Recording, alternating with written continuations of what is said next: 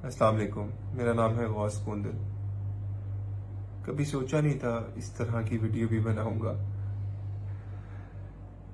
आज मेरे वालिद साहब का कत्ल हुआ। जी, एमजी शोरूम में, जो कि पैकेजेस मॉल में है, वहां मेरे वालिद साहब का आज कत्ल किया गया। बात कुछ ऐसे है कि मेरे वालिद साहब ने, जिस तरह हर इंसान ख्वाहिश रखता है, इसी तरह मेरे वालिद साहब ने भी एक गाड़ी की ख्वाहिश की कि मैं ये बुक कराऊं, और वो गाड़ी थी एमजी। फरवरी 2021 में हमने गाड़ी बुक कराई और एक्सपेक्टेड था कि जुलाई 2021 के बीच में वो गाड़ी हमें डिलीवर हो जाएगी। लेकिन बदकिस्मती से हमें डेट का नहीं बताया गया कि कब आएगी, क्यों डिले हो रही है, क्या रीजन है इसके पीछे। बस हमें टरखाया जा रहा था। एडवांस पेमेंट तो हमसे ले ली गई। हम इनके पीछे पीछे भाग रहे हैं कि पूछ रहे हैं कि कब गाड़ी मिलेगी, कब गाड़ी मिलेगी, कैसे मिलेगी, कब मिलेगी। आज का वाकया कुछ ऐसा था कि मेरे वालिद साहब मेरे ड्राइवर के साथ मेरी गैर मौजूदगी में शोरूम गए। उनको कॉल आई शोरूम से कि जी आ जाएं, आपकी गाड़ी आ गई है, पेमेंट दे दें बकाया और आप अपनी गाड़ी ले जाएं। तो मेरे वालिद साहब बड़े खुश थे। वो गए वहां पर। जब वहां गए तो वहां पर पता चला कि उन्होंने हमसे पेमेंट तो सारी रिसीव कर ली है, लेकिन गाड़ी नहीं आई, गाड़ी अभी भी डिले है। तो वहां पर बहसो मुबाहिसा शुरू हो गया।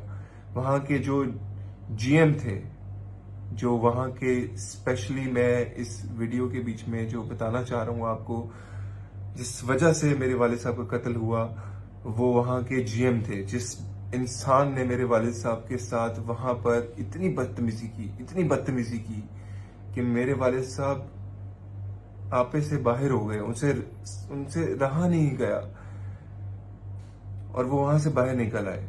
जब वो आके अपनी गाड़ी में बैठे तो एमजी के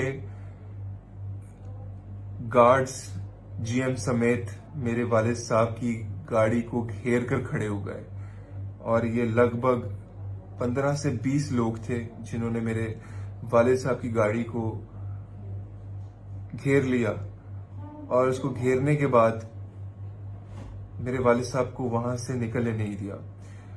मेरे वालिद साहब को अचानक उनकी तबीयत खराब हुई। जो मेरा ड्राइवर साथ था, उसने शीशा नीचे करके यहां तक लोगों को कहा कि हमें जाने दें, मेरे बॉस की तबीयत ठीक नहीं है, हमें जाने दें। लेकिन उनको लग रहा था कि ये मजाक कर रहे हैं, ये यहां से स्केप लेने की कोशिश कर रहे हैं।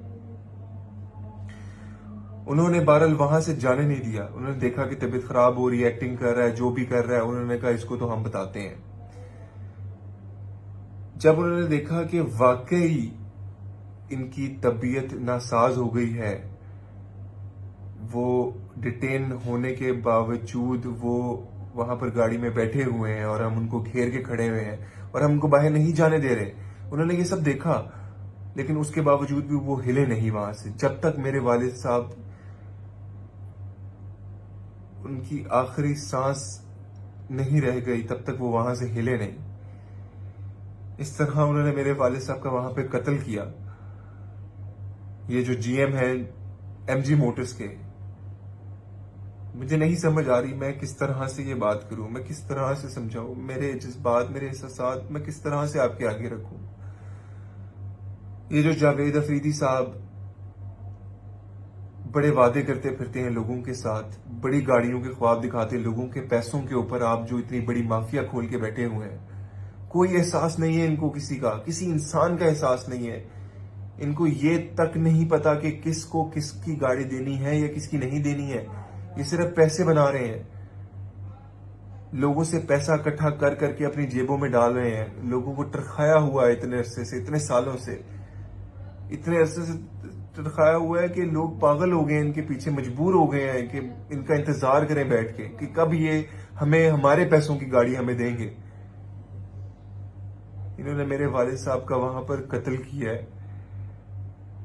मैं बता नहीं सकता किस तरह से इन्होंने मेरे वालिद साहब को वहां पे डिटेन किया है।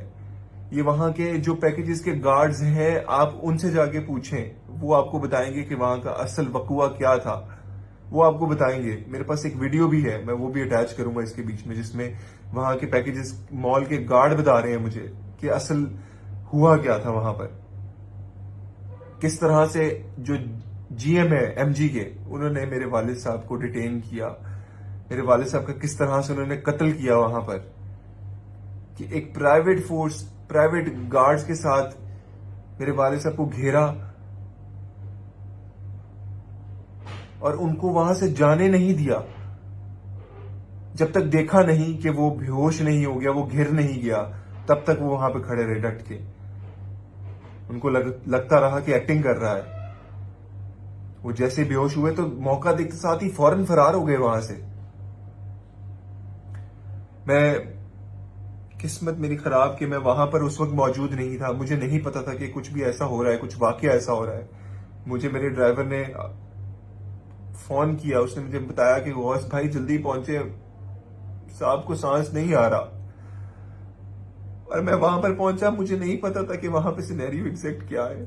मुझे नहीं पता था मेरा बाप किस वजह से वहां पर तड़प रहा है, उस मशीन पे बैठा हुआ है। मुझे नहीं पता था कि वो रीजंस क्या है, मुझे नहीं पता था। इतना मौका तक नहीं दिया मेरे बाप को। मेरे वालिद साहब ने वहां पर कॉल की 15 पे, 1 मिनट की बात हुई 15 से, उनको बताया, वहां पर रिपोर्ट किया कि मेरे साथ इस तरह की ज्यादती हो रही है।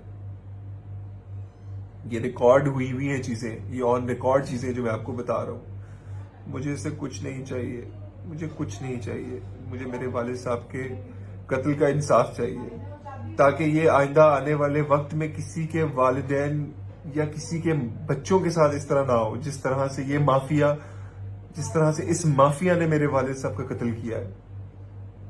मैं शायद ये वीडियो कभी ना बनाता, मैंने कभी सोचा नहीं था कि मैं इस तरह की कभी कोई वीडियो बनाऊंगा। ये जो जावेद अफरीदी साहब बड़े कॉन्टेक्ट्स लेके फिरते हैं आर्मी के साथ, तो आपको लगता है कि आपकी बचत हो जाएगी? मुश्किल है, मुझे नहीं लगता। नहीं छोड़ने वाले हम आपको। मुझे इंसाफ हर हाल में चाहिए। मुझे मेरे वालिद साहब के कत्ल का इंसाफ चाहिए। मुझे हर उस मजलूम इंसान का, उस शख्स के कत्ल का इंसाफ चाहिए जो इस तरह की माफिया बैठकर लोगों को टॉर्चर करती है, उनके दिमाग के साथ खेलती है, उनके पैसों के ऊपर अपना बिजनेस, अपना धंधा करती है खुलेआम, वो भी, और उसको कहने वाला कुछ नहीं है। क्यों? सिर्फ एक आर्मी की सपोर्ट है, इस वजह से आप इतने बड़े शख्स को कुछ नहीं कह सकते। हमने पर्चा करवाया है इन पे, और हम तब तक इनकी जान नहीं छोड़ेंगे जब तक मेरे वालिद साहब को उनके कत्ल का इंसाफ नहीं मिल जाता। आप लोगों से रिक्वेस्ट है, ये कोई मजाक नहीं है, ये कोई झूठ नहीं है, इसमें कोई बात ऐसी नहीं है। ये आप पैकेजेस मॉल जा सकते हैं, वहां जाके किसी एक गार्ड से भी पूछें तो वो आपको यही स्टोरी बताएगा, वो आपको यही बताएगा हुआ क्या है। मैं चाहता हूं कि इस तरह किसी के साथ ना हो। मेरे वालिद साहब को इंसाफ दें, मेरे साथ खड़े हुए। मुझे मेरे वालिद साहब का इंसाफ चाहिए, ताकि ऐसे आने वाले वक्त में किसी और के साथ इस तरह का ज्यादती ना हो, कोई और इस माफिया का निशाना ना बन सके। शुक्रिया।